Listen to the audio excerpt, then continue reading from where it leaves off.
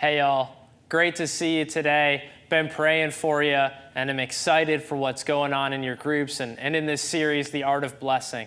Wanted to pick up in Romans chapter 8 and just give you a little bit more encouragement and just kind of look at a little bit more of what Paul says in Romans 8.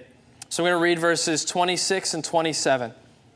Paul says, in the same way, this is just after he's talked about the earth groaning and us groaning, but we have the promise of the down payment of the Holy Spirit, but we have to wait through things patiently. So with patience in mind, in the same way, the Spirit helps us in our weakness.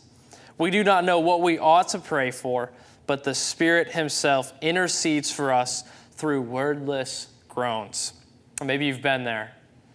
You know, times where things just aren't going right, and it's so difficult to even pray, and your prayers are just groans. God understands those prayers because the Holy Spirit is speaking through those things. Verse 27, he who searches our hearts knows the mind of the Spirit, because the Spirit intercedes for God's people in accordance with the will of God. Some amazing things are said here, but the reality is that God, one, knows what's going on in our hearts, and two, really cares about what's going on in our hearts. He cares about our deepest emotions, our pains, and he sees those things, and the Holy Spirit puts them into groans for us, into words, if you will.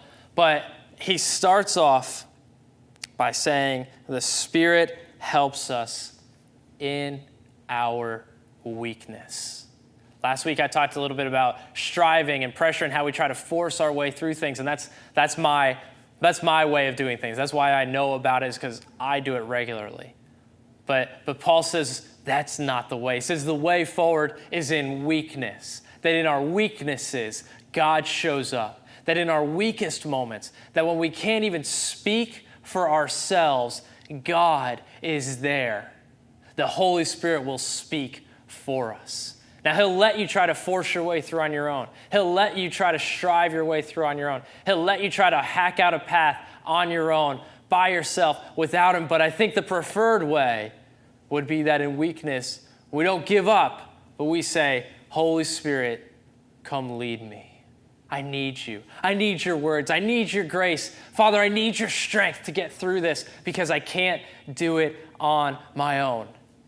Y'all are group leaders, so I know you know what this is called in our church. This is called being ugly, right? That we're real and authentic before God, that we don't try to hide our issues, that we don't try to shy away from them, but that we give them up to God and let him work in the middle of our weakest, ugliest, darkest moments, because he's got some great things in those. This section ends that the Spirit intercedes for God's people in accordance with the will of God. And sometimes I wish that Paul left that little ending off. You know, sometimes I'd rather get through things in accordance with my own will, with my own strength and my own will.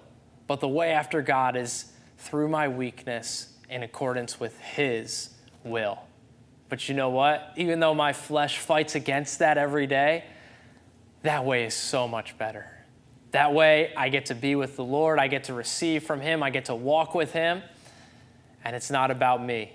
It's about what he's doing. There's more joy in that path. There's more peace in that path. There's more grace in that path. And there is a better future if I can learn to let God work through my weakness and in accordance with his will. That's the best future that you can walk into. Have a great week.